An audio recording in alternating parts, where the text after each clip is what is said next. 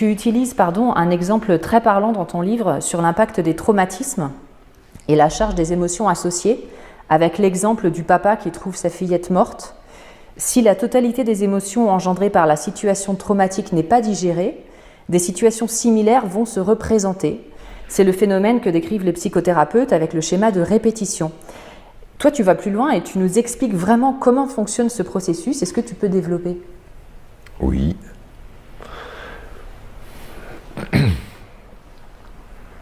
Lorsque je vis une émotion, on pourrait la regarder depuis son aspect mécanique, physique. Quand j'ai commencé de chercher à comprendre comment ça fonctionnait, j'ai voulu m'éloigner de l'aspect compréhension née de l'imaginaire, compréhension née du rien. J'avais envie en fait de regarder ça depuis un point de vue physique, depuis un point de vue matériel. Il s'avère qu'une émotion, d'abord, c'est une information qui est ressentie. C'est-à-dire, allô, votre fils vient de mourir, c'est une information. Lorsque l'information devient ressentie, ça devient une émotion. Cette information ressentie, d'un point de vue physique, c'est une charge électromagnétique, c'est-à-dire un courant magnétique, un courant électromagnétique qui va simplement chercher à me traverser de part en part.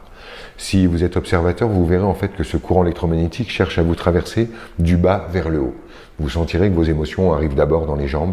On le sent lorsqu'elles sont très fortes et que soit la paralysie, soit la fuite, soit le tremblement sont les premiers signaux de la force de l'émotion.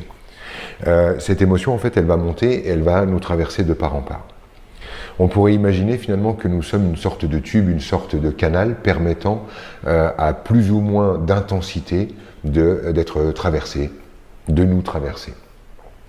Lorsque, pour X raisons, la charge électromagnétique qui cherche à me traverser ne va pas jusqu'au bout et s'arrête en chemin, c'est là que je dis que l'émotion n'est pas parvenue à destination, c'est là que je dis que l'émotion n'a pas été totalement vécue. Lorsque cette émotion n'est pas réellement vécue d'un point de vue physique, ça fait qu'il y a une énergie, une énergie, ça reste un terme physique, une énergie qui reste stagnante, non circulante, comme sclérosée, verrouillée à un endroit de mon corps. Lorsque l'énergie ne circule plus librement dans mon corps, elle va créer un symptôme. Chaque symptôme dans la vie, de la plus petite ride au coin des yeux au cancer mortel, renvoie sur une énergie qui s'est mise à stagner à un endroit ou à un autre. Les émotions fortes qui s'arrêtent dans le corps, à un endroit ou à un autre, vont créer un symptôme.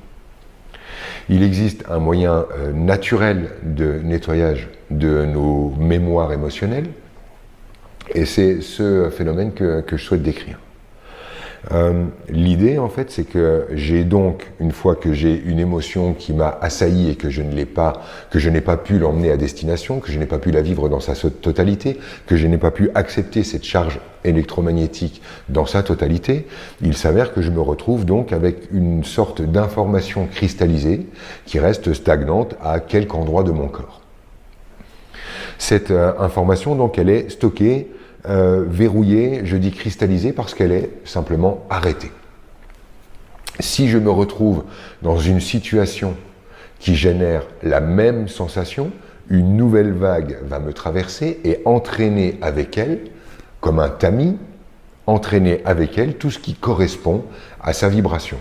Imaginons que j'ai de l'abandon qui soit stocké dans ma mémoire cellulaire, une vague d'abandon me traverse parce que je suis face à une scène que j'interprète comme de l'abandon, et cette vague me traversant va emmener avec elle les paquets stagnants dans mon système et me permettre de les amener un peu plus loin, un peu plus loin, un peu plus loin, jusqu'à sortie, c'est-à-dire jusqu'à la dernière glande, jusqu'à la pituitaire. Ça va faire le chemin des glandes endocrines, ça va suivre le chemin du système nerveux central et enfin sortir de mon système. En attendant, tant que l'information est cristallisée dans mon système, je vais me retrouver face à des scènes dans la vie qui déclenchent chez moi ces émotions à coup sûr. Je peux expliquer le mécanisme, il est simple, il est connu.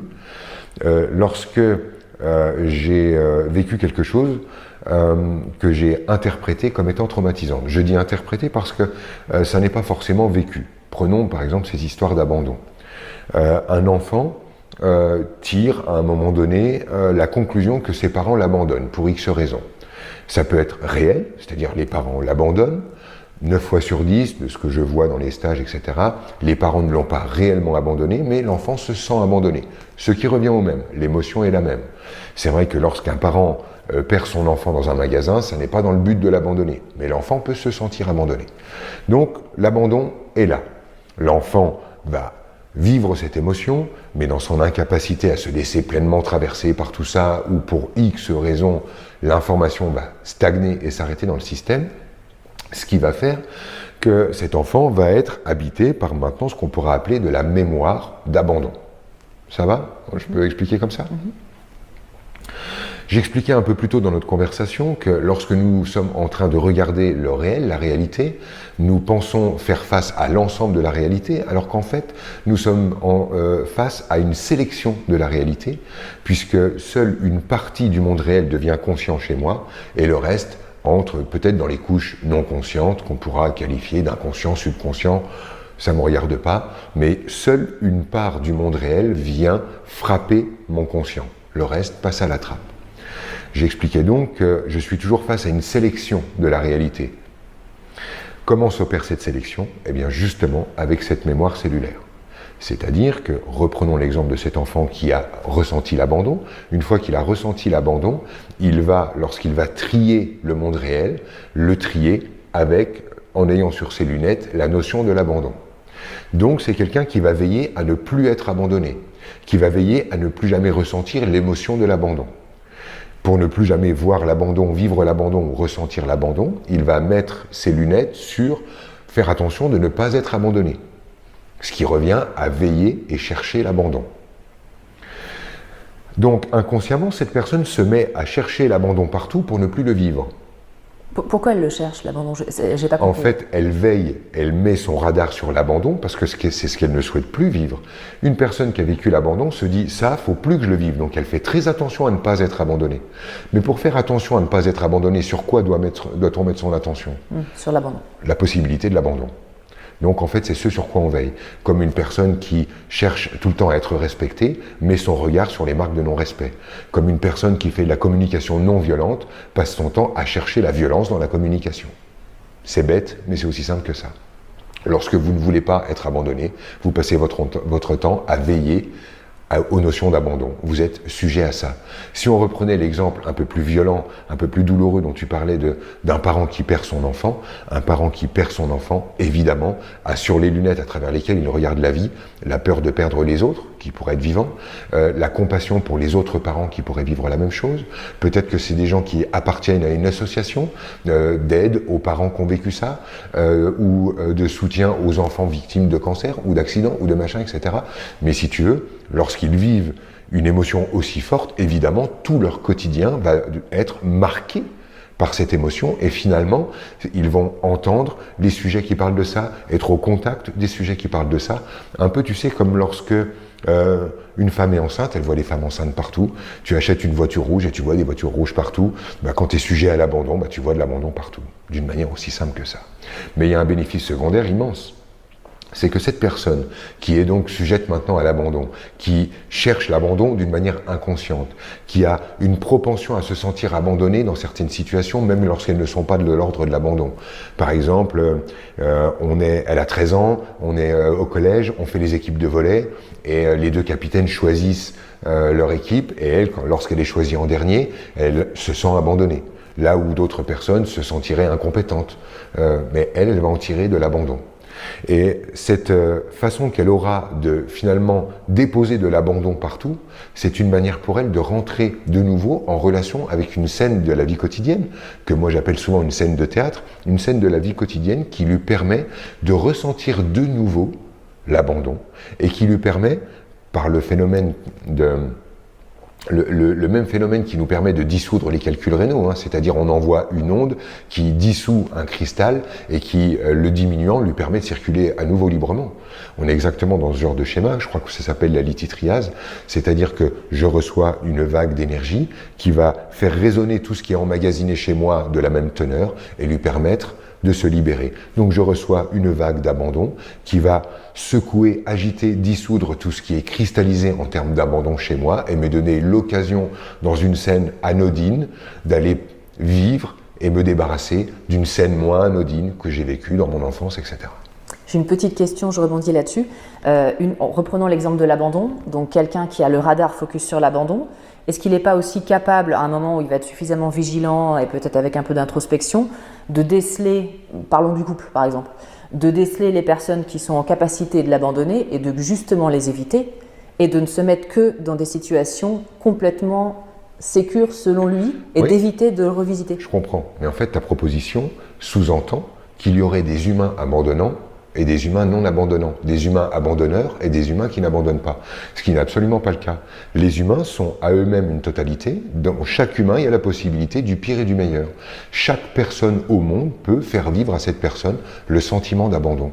En fait, cette personne va rencontrer de nouveau l'abandon, non pas parce qu'elle va se faire abandonner, mais parce qu'elle va tirer de l'abandon d'une certaine scène. Elle va, dans une scène de la vie quotidienne où elle pourrait prendre les choses de telle ou telle manière, choisir plutôt le prendre comme de l'abandon. Moi, je vois des gens, par exemple, qui ont perdu leurs parents. Ça arrive, c'est fréquent. Les parents meurent avant les enfants, c'est plutôt mieux quand ça se passe comme ça. Mais lorsque vous perdez votre parent à un âge où le parent ne devrait pas mourir, il y a des gens qui arrivent à se sentir abandonnés par ce parent. Et l'abandon qu'ils ressentent est réel pour eux. Est-ce que le parent a été abandonnant? Non, excuse-moi de mourir. Hein. Tu comprends? Donc non, cette personne ne va pas attirer des gens ou repousser des gens abandonnants. Elle va simplement faire de l'autre quelqu'un qui abandonne parce que au fond, cette personne a besoin de rencontrer l'abandon de nouveau de manière à guérir son système. Et le problème, c'est que cette personne ne sait pas à quel point inconsciemment elle désire de nouveau être abandonnée parce qu'elle sait au fond que c'est le seul moyen de guérir sa mémoire cellulaire, donc de nettoyer les carreaux à travers lesquels elle regarde la vie, donc de passer à autre chose. Et tant qu'elle n'aura pas vécu l'émotionnel emmagasiné en elle, elle aura toujours ça sur ses lunettes, donc elle continuera d'observer ça dans le monde. Le problème, si tu veux, c'est que les gens sont persuadés d'observer le monde de manière objective. Ils sont persuadés de regarder la réalité en déni total de cette idée de sélection, c'est-à-dire que je ne peux pas appréhender le monde dans sa totalité, je ne vois qu'une facette du monde, et une petite, et que cette facette en fait plus de moi que du monde. Est-ce que, toujours sur l'abandon, on peut nous-mêmes créer des situations qui vont provoquer de l'abandon? Pour nous ou pour les autres? Pour nous. Si je prends toujours l'histoire du couple et de l'abandon, si on a cette thématique de l'abandon, est-ce que inconsciemment, par des comportements qu'on va avoir, on va se faire abandonner? Voilà. Absolument, mais c'est très souvent ce qui se passe dans les couples. Mais pour une raison toute simple, qui est une raison de besoin d'être soulagé. Imagine par exemple que tu rentres dans un couple avec un trauma d'abandon. Donc déjà, là, on vient de comprendre, on ne va pas revenir dessus, qu'on a besoin de rencontrer l'abandon de nouveau pour nettoyer sa mémoire cellulaire. Mais attention, pour rencontrer cet abandon de nouveau, on n'est pas obligé de le vivre. Hein. Il suffirait simplement de replonger dans ce qu'on a vécu quand on était petit, d'arrêter de désigner les abandonneurs comme coupables et d'oser simplement ressentir ce qu'on a besoin de ressentir. Hein. Ça permet d'emmener le paquet un peu plus loin, puis à un moment, il est parvenu à destination et on passe à autre chose. Donc il y a cette version-là. Mais pour une personne qui entre en couple avec cette peur d'être abandonnée, elle va vivre tous les jours la peur d'être abandonnée, ou la peur d'être trahie, la peur d'être trompée, la peur d'être malmenée, la peur d'être abusée. Ça peut être n'importe quoi. Bon, là, on est sur la question de l'abandon, mais j'ouvre pour que chacun puisse ramener ça dans son histoire personnelle. Et à un moment donné, il faut comprendre que qu'est-ce qui va soulager une personne qui vit dans la peur de l'abandon tous les jours? C'est de vivre l'abandon. À un moment donné, en fait, quand tu vis tous les jours dans cette tension, dans la peur que l'autre disparaisse, dans la peur que l'autre ne soit plus là, au bout d'un moment, en fait, ce qui était beau au départ devient désagréable à vivre. Vivre dans la tension permanente de la trouille, que l'autre ne prenne plus soin, que l'autre s'en aille. En fait, c'est quoi le jour où je suis réellement soulagé? C'est le jour où, enfin, je suis abandonné. Pourquoi? Parce que, aïe, j'arrête de vivre. Ça y est, j'arrête de vivre dans la peur de l'abandon. Aïe, la tension est évacuée. Enfin, je retrouve la paix. Beaucoup de couples se cassent simplement parce que finalement le seul moyen d'arrêter de vivre dans la peur, c'est de la vivre cette peur. Et finalement la peur d'être trahi, qui nous demande tous les jours d'être là à demander à l'autre des preuves. Est-ce que tu vas me trahir? Non. Est-ce que tu peux le prouver? Est-ce que tu vas me trahir? Non. Est-ce que tu vas me trahir? Non. Est-ce que tu vas me trahir? En fait, au bout d'un moment, on vous fait vivre dans une telle peur, ça gâche tellement tout, ça abîme tellement tout, et ça fait vivre dans une telle tension que le seul truc qui va vraiment soulager la tension, c'est d'enfin vivre le pire pour soi. Et là, effectivement, il y a beaucoup de bénéfices parce que dans l'affaire, on va se permettre de pouvoir guérir de sa mémoire émotionnelle et en plus, on va enfin être soulagé de cette tension. Que disent les gens lorsqu'ils vivent enfin le pire? Ils disent « j'en étais sûr », l'autre, je le savais, allait me trahir, donc ça leur permet d'incarner le bien, les autres sont le mal, petit bénéfice secondaire au passage, ça leur permet d'avoir une occasion de guérir leur émotion s'ils acceptent de ressentir ce que ça leur fait, et en plus, la tension vécue s'évacue. Beaucoup de bénéfices secondaires, finalement, pour une rupture. Du coup, un peu d'espoir maintenant. Au bout de combien de fois où on va vivre ça, ça va pouvoir s'arrêter et s'apaiser? On ne peut pas le savoir. Ça peut être toute une vie? Des fois, oui, ça peut être toute une vie, absolument. On peut rester toute une vie bloqué, en fait, simplement sur une émotion qu'on refuse de ressentir. Parce qu'en fait, on a été éduqué à ça. On nous a expliqué qu'une émotion désagréable, c'était négatif. On qualifie même les émotions en termes d'émotions positives et d'émotions négatives. Moi, je considère qu'à partir du moment où une émotion que je vis me permet de guérir de ma mémoire, de changer la façon que j'ai de regarder la vie et de passer à autre chose, elle est positive quoi qu'il arrive. Je suis capable, en tant qu'humain, de soutenir le choc qu'est de m'écrouler par terre et de pleurer toutes les larmes de mon corps, d'avoir le sentiment d'avoir perdu mon frère lorsque j'ai déménagé, que j'avais 8 ans et que j'ai perdu mon meilleur ami. Oui, je suis capable de vivre ce truc-là. Je n'ai pas besoin toujours d'offrir au monde l'image d'un homme stable, congruent, cohérent, solide et machin. Je m'en fous, moi. Moi, je vis avec Franck, et quand Franck a besoin de s'écrouler en pleurs et d'être fragile, et qu'il y a cet immense bénéfice d'aller tirer de l'ombre une version de moi du passé, un petit garçon qui a peur et machin, je n'hésite pas, j'y vais. Le bénéfice est immense. Je me réunis, je récupère les petits morceaux de Franck et je ne les laisse pas souffrir dans leur coin au nom de mon image aujourd'hui, du fait de devoir montrer au monde que je suis un homme stable et machin. Et je parle de ça parce que si les émotions finalement sont tellement galvaudées, salies, etc., c'est parce qu'aujourd'hui, en fait, simplement avoir des émotions, c'est être un enfant aux yeux du monde. C'est-à-dire que, en gros, si tu veux être un adulte, c'est pas compliqué, mets un gros couvercle et tu seras un adulte. Voilà, un adulte, ça change pas d'avis, ça pleure pas, c'est stable, c'est solide, c'est cohérent, c'est congruent, boum, voilà, bon. Plus le couvercle est gros, plus tu es un adulte. Pardon, mais alors dans ce cas, je préfère être comme un enfant. Ça pleure quand ça pleure et ça rit quand ça rit. Je me laisse traverser par ce qui se présente. Donc si je comprends bien, plus on revit des traumatismes à répétition, des schémas qui se répètent avec ça, plus en fait c'est un signal qu'il faut lâcher les émotions, qu'il faut les vivre.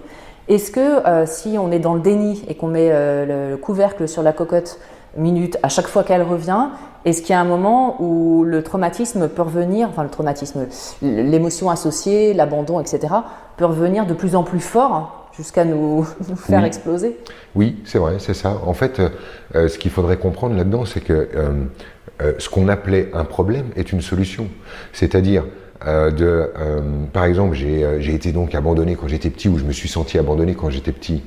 Un jour, je vais au travail et là, le patron me dit finalement, Franck, pour le contrat qu'on avait prévu, finalement, ça va pas le faire. Je peux pas te garder. Désolé, oui, je sais que ce que je t'avais dit, mais là, je peux pas te garder. Je vais donc avoir l'occasion, il me l'a fourni, de vivre l'abandon de nouveau. Là, j'ai deux possibilités. Soit je le désigne comme coupable. Oui, machin, tu m'avais promis, voilà, ça m'étonne pas, t'es vraiment un enfoiré, tu es le mal, je suis le bien. Et là, je bloque mon émotion. Donc je ne vis rien, je ne répare rien, je suis le bien, il est le mal. je m'en sors propre, mais ça va devoir appeler une nouvelle scène de théâtre me permettant de rencontrer ça. Donc je vais à nouveau filtrer le réel en disant « j'en étais sûr, c'est bien tous des tarés, ils veulent tous m'abandonner, j'ai bien raison de veiller là-dessus, donc je vais durcir le ton, veiller encore plus, le rencontrer encore et avoir l'occasion de le vivre ». La plupart des gens continuent d'appeler les émotions désagréables des émotions négatives, donc quand ils les vivent, ils disent « qui a déclenché ça chez moi ?» le traitent de coupable, coupent la possibilité d'en ressentir et le revivent. Et en fait, plus ils vivent ça, plus ils disent « le monde est rempli de tarés, voilà comment se comportent les gens, j'en suis sûr parce que regarde le nombre de preuves que j'ai. » Et finalement, ça devient de plus en plus compliqué. Ils finissent donc par mourir de leur trauma. Tout bêtement, parce que cette énergie entassée, réentassée, réentassée, réentassée, finalement nécessite l'apparition d'un symptôme un peu plus solide que les autres, et on finit par mourir de notre amour d'être le bien, de mourir de la solidité du personnage qu'on incarne, de celui à qui on ne la fera plus.